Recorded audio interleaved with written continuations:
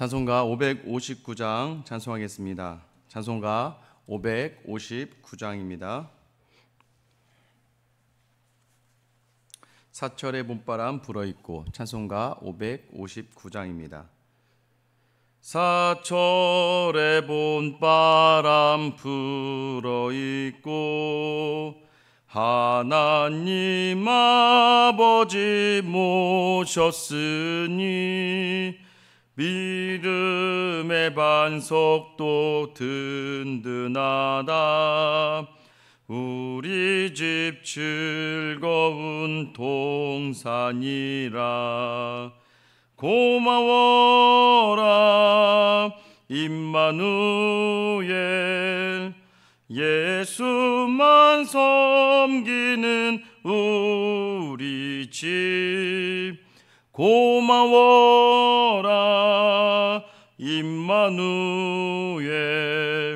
복되고 즐거운 하루하루. 어버이 우리를 고이시고 동기들 사랑에 뭉쳐있고 기쁨과 서름도 같이 하니 한간의 초가도 천국이라. 고마워라 임마누엘, 예수만 섬기는 우리 집. 고마워라 임마누엘, 복되고 즐거운 하루하루. 아침과 저녁에 수고하여 다 같이 일하는 온 식구가 한 상에 둘러서 먹고 마셔. 여기가 우리의 낙원이라. 고마워라 임마누엘, 예수만 섬기는 우리 집. 고마워라 임마누엘, 복되고 즐거운 하루하루. 아멘. 추석 명절을 맞이해서 우리 가족에게 주시는 말씀, 창세기 45장 1절에서 10절까지 말씀입니다. 나눠드린 주보를 보시고 또 홈페이지에 올라와 있는 파일을 확인하셔서 펴보시면 됩니다. 창세기 45장 1절에서 10절까지 말씀 함께 읽겠습니다. 요셉이 시종하는 자들 앞에서 그 정을 억제하지 못하여 소리질러 모든 사람을 자기에게서 물러가라 하고 그 형제들에게 자기를 알리니 그때 그와 함께한 다른 사람이 없었더라. 요셉이 큰 소리로 우니 애굽 사람에게 들리며 바로의 궁중에 들리더라. 요셉이 그 형들에게 이르되 나는 요셉이라. 내 아버지께서 아직 살아계시니이까. 형들이 그 앞에서 놀라서 대답하지 못하더라. 요셉이 형들에게 이르되 내게로 가까이 오소서. 그들이 가까이 가니 이르되 나는 당신들의 아우 요셉이니 당신들이 애굽의 판자라. 당신들이 나를 이곳에 팔았다고 해서 근심하지 마소서. 한탄하지 마소서. 하나님이 생명을 구원하시려고 나를 당신들보다 먼저 보내셨나이다. 이 땅에 2년 동안 흉년이 들었으나 아직 5년은 밭갈이도 못하고 추수도 못할지라. 하나님이 큰 구원으로 당신들의 생명을 보존하고 당신들의 후손을 세상에 두시려고 나를 당신들보다 먼저 보내셨나니 그런즉 나를 이리로 보낸 이는 당신들이 아니요 하나님이시라. 하나님이 나를 바로에게 아버지로 삼으시고 그 온 집의 주로 삼으시며 애굽 온 땅의 통치자로 삼으셨나이다. 당신들은 속히 아버지께로 올라가서 아뢰기를 아버지의 아들 요셉의 말에 하나님이 나를 애굽 전국의 주로 세우셨으니 지체 말고 내게로 내려오사 아버지의 아들들과 아버지의 손자들과 아버지의 양과 소와 모든 소유가 고센 땅에 머물며 나와 가깝게 하소서. 아멘. 저희 아버지는 5명의 남매 중에 외아들입니다. 딸 넷에 아들 하나. 저도 세 남매 중에 아들 하나입니다. 위로는 누나가 있고 또 아래에는 여동생이 있어요. 저는 몰랐는데 자꾸 누나와 여동생은 어머니 아버지가 아들만 이뻐했다라고 이야기합니다.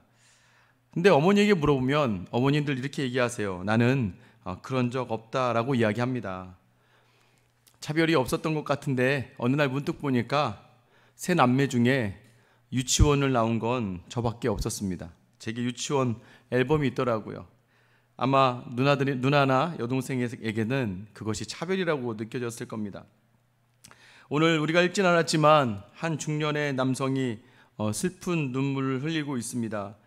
여러분, 오늘 눈물을 흘리는 이는 바로 우리가 알고 있는 요셉이에요. 요셉이 울고 있습니다. 때로는 살다가 눈물을 흘릴 때 모든 문제 해결과 같은 그런 느낌의 감정을 느낄 때가 참 많아요. 새벽 기도에 나와서 그냥 기도하다가 눈물을 흘려도, 또는 예배를 드리며 눈물을 흘려도 그 눈물 흘리는 것만으로도 회복이 되고 또 마음이 시원케 되는 것을 우리는 경험하고 있어요. 때론 눈물 흘리고 나면 극도의 평안한 상태로 유지될 때가 참 많습니다. 왜일까요? 환경과 상황이 바뀔 수도 있지만 바뀌지 않아도 나의 고난의 이유를 나누다가도 또 기도를 드리다가도 알게 되는 게 있습니다.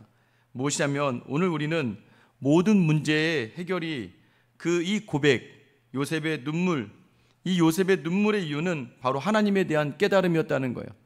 우리가 눈물을 흘린다, 그저 흘리는 게 아니거든요. 믿음의 사람들은요, 눈물을 흘리는 그 순간에 꼭 바라보는 이가 있는데 그게 하나님이시라는 거예요. 요셉이 깨달은 하나님, 요셉이 깨닫게 되는 그 하나님은 어떤 분일까?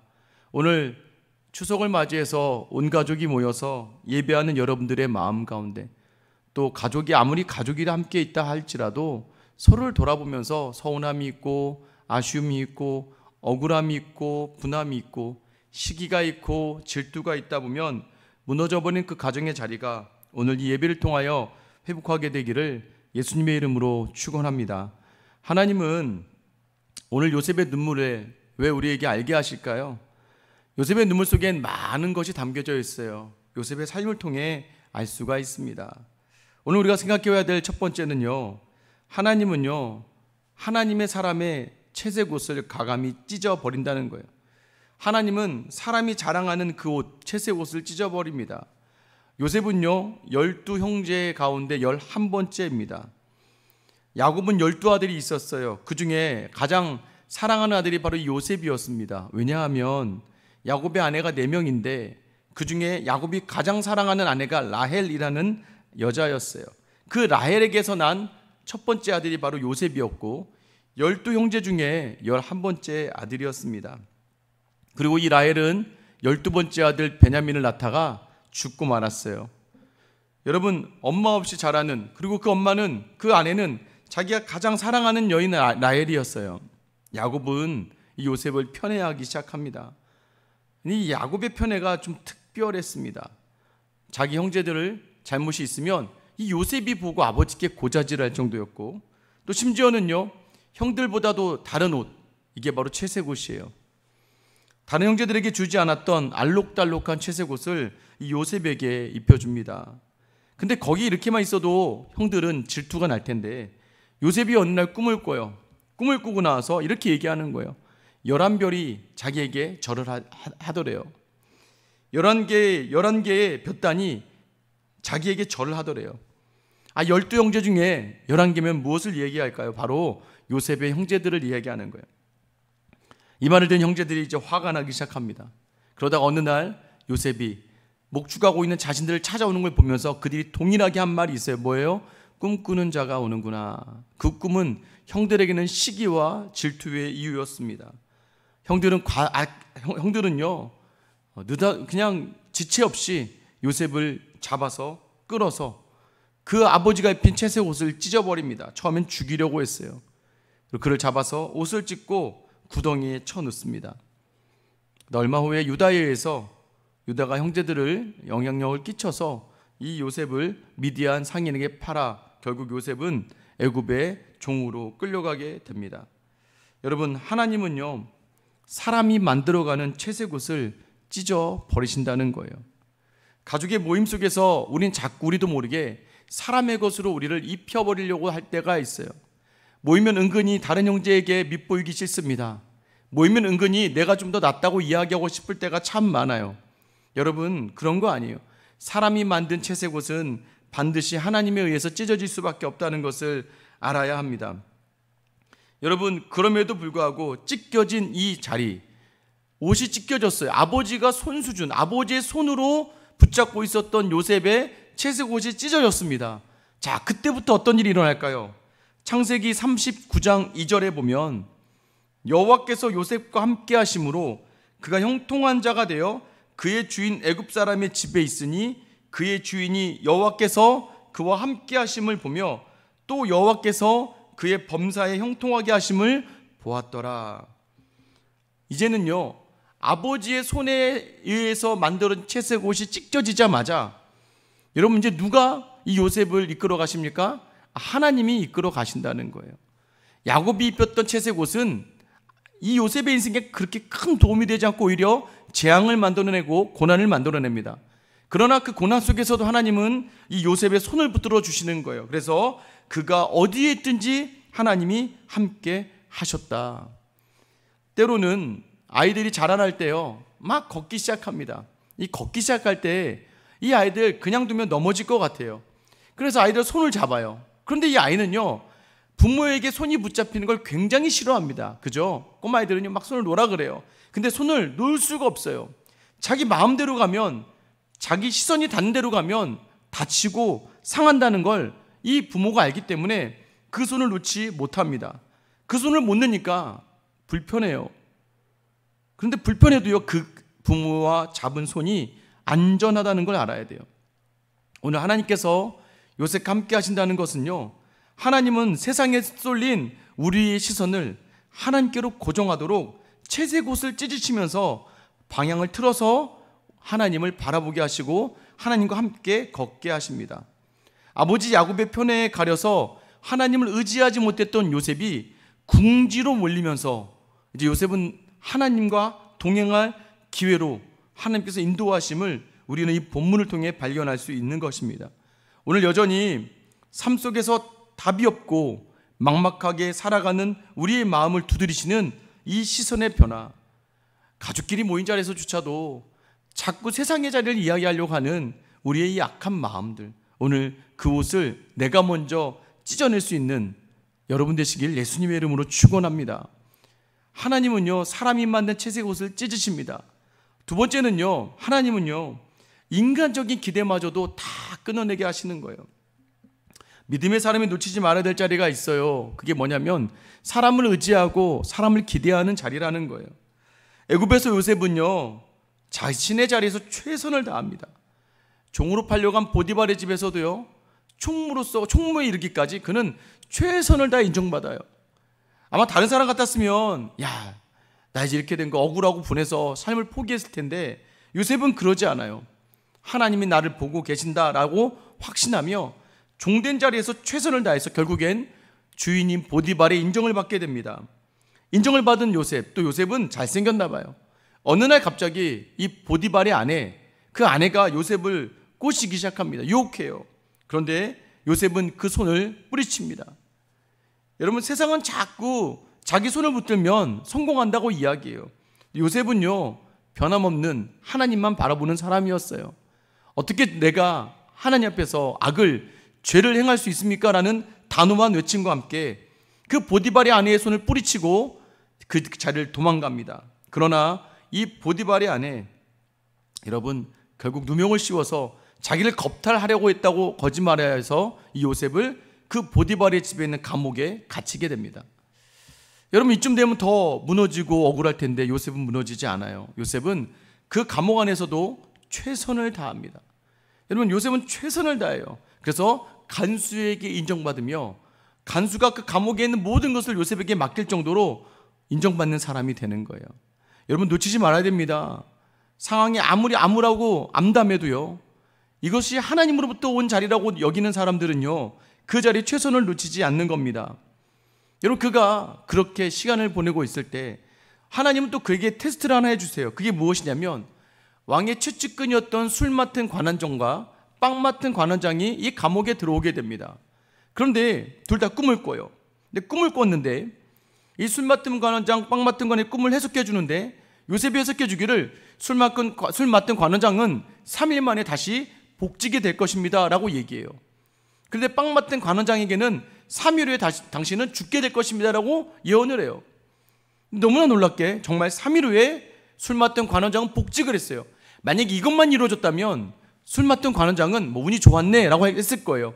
그런데 동시에 빵 맡은 관원장은 3일 후에 매달려 죽게 됩니다. 여러분, 술 맡은 관원장 입장에서 생각해 보세요. 요셉을 잊어버릴 수 있겠어요? 못 잊어버리죠. 이제 술 맡은 관원장이 복직되어 갑니다. 여러분, 술 맡은 관원장이라면 왕의 최측근이에요. 당시 고대 근동에서는 왕의 먹는 게 이게 가장 중요한 거기 때문에 그 가까이 있는 사람이 가장 최측근이 되는 거였거든요. 근데 요셉이요, 왜 그랬는지 모르겠는데 갑자기 이런 이야기를 합니다. 창세기 40장 14절에 보면, 당신이 잘 되시거든 나를 생각하고 내게 은혜를 베풀어서 내 사정을 바로에게 아뢰어 이 집에서 나를 건져 주소서. 여지껏 사람에게 의지와 기대하지 않았던 요셉에게요, 한 번의 기대의 말이 나오기 시작하는 거예요. 사실 이 정도 할 수 있잖아요. 내가 꿈을 해석해 줬는데 높은 관직에 올라가는데, 근데 내가 여기 온 게 억울했다는 거예요. 가나안에 우리 아버지가 있고 부자이고 나는 형들에게 팔려서 여기 왔고 또 보디발의 아내 누명 속에서 이 감옥에 있었으니까 나를 좀 기억해 주세요라고 부탁을 합니다. 여러분 같으면 그거 기억하겠어요? 잊어버리겠어요? 반드시 기억하겠죠? 그런데 바로 40장 23절에 보면 술 맡은 관원장이 요셉을 기억하지 못하고 그를 잊었더라라고 되어 있어요. 잊은 게 아니죠. 잊어버리게 된 거예요. 이게 기적이에요. 잊어버릴 수가 없는 게 잊혀져 버리고 맙니다. 왜 그럴까요? 하나님은요, 우리가 인간적인 기대로 붙들고 있는 그 모든 자리를 끊어내시려고 작정하시는 거거든요. 마지막 인간적인 기대마저도 무너뜨리는 거예요. 이 시간이 얼마요? 2년 동안 이 술 맡은 관원장이 복직되고 2년 동안을 이 술 맡은 관원장은 요셉을 기억하지 못합니다. 여러분이 다 아시는 것처럼 이제 파라오, 이집트의 바로가 꿈을 꿉니다. 그 꿈을 너무나도 흉해서 그가 꿈을 꾸고 나서 두려워해요. 그리고 수많은 술사들에게 꿈을 해석하라고 하지만 아무도 해석 못합니다. 그 2년 후에 그때서야 비로소 누구요? 술 맡은 관원장이 요셉을 생각하게 됩니다. 그리고 우리가 아는 바와 같이 요셉은 그 바로에게 나가 그 꿈을 해석해줘요. 꿈에 나타난 살찐 7 암소, 이후에 나타난 파리한 흉한 암소 7, 이게 뭐예요? 7년 동안 풍년이 있을 것이고 7년 동안 흉년이 있을 거라는 것을 이 꿈을 요셉이 제대로 해석해 줍니다. 그러고 나서 어떻게 대처해야 될지까지 얘기해요. 여러분, 그러자 바로가 결정한 게 있어요. 출애굽기 창세기 41장 41절에 보면 바로가 또 요셉에게 이르되 내가 너를 애굽 온 땅의 총리가 되게 하노라 하고 자기 인장반지를 빼어 요셉의 손에 끼우고 그에게 세마포 옷을 입히고 그 사슬을 목에 걸고. 여러분, 지금 요셉이 이제는 총리가 됩니다. 여러분, 총리가 되는 이때, 여러분, 애굽은요 관직에 오르려면 30살이 돼야 돼요. 지금 성경은요 그가 이때 30세라고 이야기합니다. 결국 2년 동안 술 맡은 관원장이 잊어버려야지만 30세의 요셉이 총리가 될 수 있었어요. 하나님은 채색 옷을 찢으십니다. 또 그의 모든 인간적인 기대를 다 내려놓게 하십니다. 그러나 하나님은 그를 기억하세요. 술 맡은 관원장은 잊어버리지만 하나님은 우리를 잊지 않는다는 걸 놓치지 않는 여러분 되시길 예수님의 이름으로 축원합니다. 하나님 우리를 기억하셔서 가장 적합한 그때에 가장 아름다운 채색 옷은 찢어졌으나 총리의 세마포 옷을 오늘 이 하나님께서 요셉에게 입혀 주시는 거예요. 요셉이 총리가 되었습니다. 총리가 되어서요 7년의 풍년 동안에 곡식을 잘 모아요. 근데 정말 7년 후부터 흉년이 듭니다. 흉년 2년 차였어요. 흉년 2년 차에 드디어 멀리 가나안에 살던 요셉의 형들과 아버지 야곱의 가족에게 식량이 떨어집니다. 그리고 그들도 소문을 들어요. 어떤 소문이에요? 저 애굽에 가면 식량이 있더라. 그래서 형제들이요 아버지 야곱의 명령에 의해서 형제들이 이 애굽으로 향하게 됩니다. 여러분, 하나님의 사람들, 하나님이 꼭 하시는 일이 있어요. 무엇인 줄 아세요? 하나님은요 피해자와 가해자 모두를 변화시키신다는 거예요. 여러분, 형들이 이 요셉을 찾아올 때 이미 요셉은요 어떤 상태일까요? 요셉은 아버지로부터 편애를 받아 미움과 불평과 원망과 시기를 샀던 그의 채색 옷을 찢으셨던 하나님께서 그에게 이미 총리의 세마포 옷을 입혀주셨죠. 요셉이 결혼을 합니다. 아들을 낳아요. 첫째 아들 이름을 므낫세라고 짓습니다. 이 므낫세의 이름의 뜻이 하나님이 잊게 하셨다. 그 고난과 고통과 소름의 자리를 하나님이 잊어버리게 하셨다는 거예요. 둘째 아들의 이름은요 에브라임, 하나님이 번성하게 하셨다는 거예요. 결국 하나님이 자신의 고난을 잊게 하셨고 자신을 애굽에서 번성하게 하셨다라는 믿음의 고백을 하게 됩니다. 여러분, 그에게 총리가 되도록 주신 꿈, 7년의 풍년과 7년의 흉년을 잘 준비했던 요셉, 이제는 형들이 그에게 찾아왔어요. 근데 요셉이요 그들을 자꾸 스파이로 봅니다. 왜요? 자기 동생 베냐민이 안 왔거든요. 10명의 형제만 자기에게 절을 해요. 그런데 성경은요 얘기했거든요. 요셉의 꿈은 11형제가 동시에 와서 절하는 것이었어요. 요셉은 그것을 기억했습니다. 그래서 형들을 막 몰아붙여요. 그리고 결국에는 형제들로 하여금 아버지 야곱을 설득해서 베냐민을 데리고 오게 합니다. 그리고 11형제가 이제 요셉에게 절을 해요. 이게 바로 하나님의 사람의 꿈을 이루어 주시는 자리예요.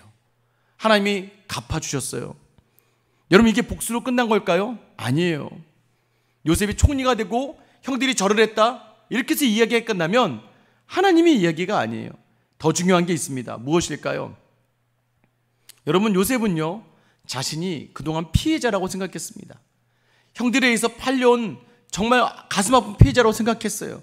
그런데 이 형제들과 함께 있을 때, 요셉이 베냐민만 따로 떼려고 했을 때, 베냐민을 못 돌아가게 하려고 했을 때, 그때 형제들이 이 베냐민이 가지 않으면 아버지가 죽어요라고 요셉에게 이야기합니다. 그리고 베냐민을 대신해서 자신들이 있겠다고까지 이야기하고 자신들이 베냐민의 모든 것을 대신하겠다고까지 하면서 이전에 자신을 팔던 형들의 모습과 달라져요.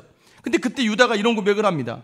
창세기 44장 27절에서 29절을 보면 주의 종 우리 아버지가 우리에게 이르되 너희도 알거니와 내 아내가 내게 두 아들을 낳았으나 하나는 내게서 나갔으므로 내가 말하기를 틀림없이 찢겨 죽였다 하고 내가 지금까지 그를 보지 못하거늘 너희가 이 아이도 내게서 데려가려 하니 만일 재해가 그 몸에 미치면 나의 흰머리를 슬퍼하며 스올로 데려가게 하리라. 유다의 이 말을 기억하셔야 돼요. 유다와 10형제들에게 뭐라고 이야기하냐면 베냐민, 야 니네도 알겠지만 나한테는 내 아내가 있다. 내 아내가. 원래 야곱의 아내가 4명이거든요. 근데 야곱은요 형제들한테 나는 아내가 하나야 라고 얘기하는 거예요. 누구예요? 라헬. 너희 엄마들은 내 아내가 아니야. 그리고 나에게 두 아들이 있어. 여러분, 야곱에게 몇 명의 아들이 있습니까? 12명의 아들이 있거든요. 그런데 나에게는 두 아들만 있대요. 하나는 뭐예요? 하나는 틀림없이 찢겨 죽였고, 그게 누구예요? 요셉을 얘기하는 거고, 또 하나는 지금 이 베냐민인데 내가 만약 이 아이를 데려가려고 하면 나는 죽을 거야 라고 얘기하는 거예요. 여러분, 이 말을 통해서 뭘 할 수 있을까요? 요셉이 이 말을 듣고 무너집니다. 왜 무너져요? 여지껏 자기는 나 혼자 피해자라고 생각했거든요. 그런데 유다의 말을 들어보니까 형들은요 아버지에게 아들로서의 대우를 받지 못했던 거예요. 유다에게 대놓고 얘기하잖아요. 나에게는 아내가 1명이고 아들은 2밖에 없다. 여러분, 유다가요 그런 비참함 속에서도 오늘 이 고백을 하는 거예요. 이 베냐민은 보내주시고 나를 데려가서 종을 삼아주세요.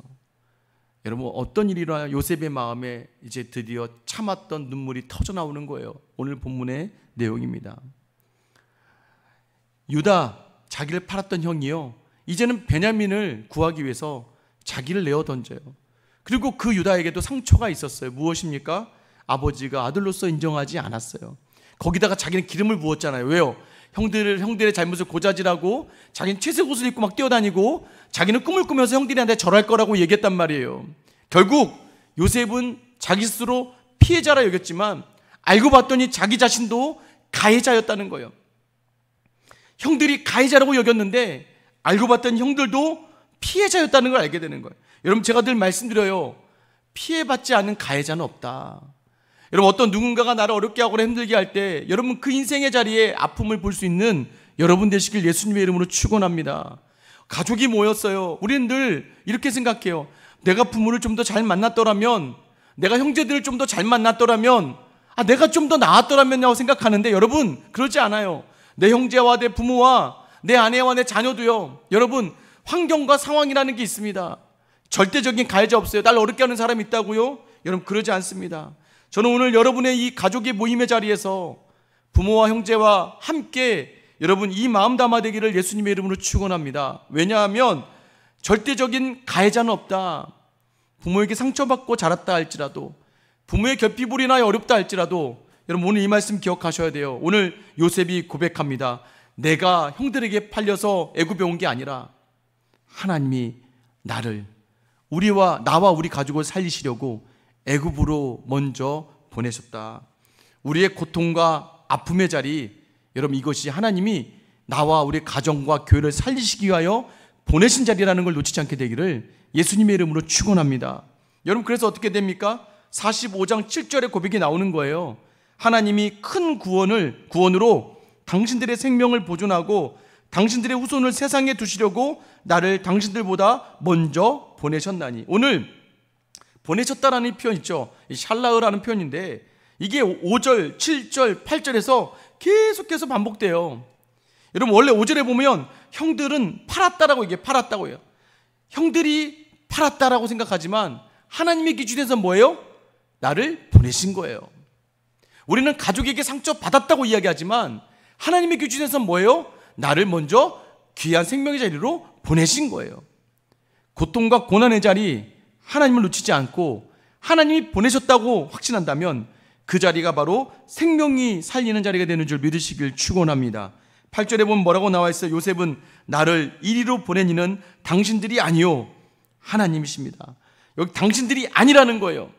내 삶의 상처와 아픔은 결코 부모와 형제와 사람에 의한 것이 아니라는 거예요.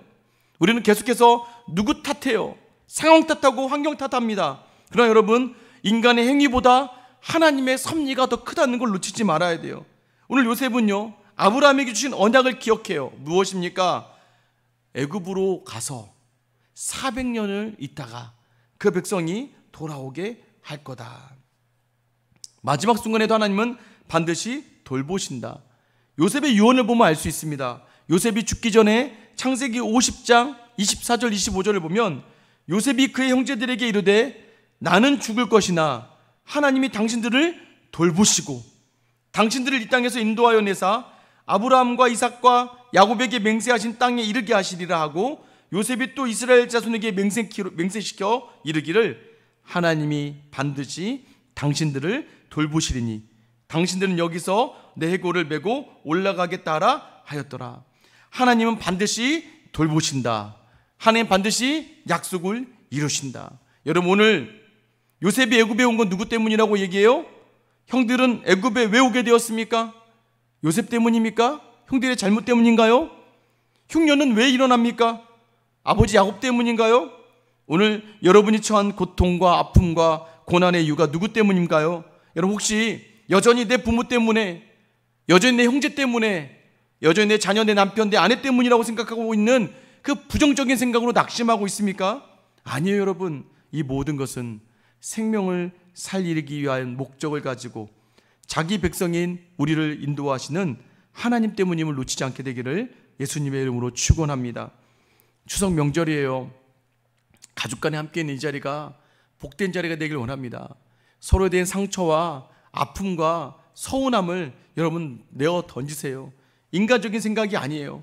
오늘 우리의 자리가 좀 억울하고 힘든 자리일 수 있습니다. 그러나 그 자리로 우리를 보내신 분은, 여러분 그 자리를 우리를 보낸 이는 여러분 부모와 형제와 자매와 배우자가 아니에요. 하나님이심을 놓치지 않게 되기를 축원합니다. 이제 그만 상처받으세요. 이제 그만 원망하세요.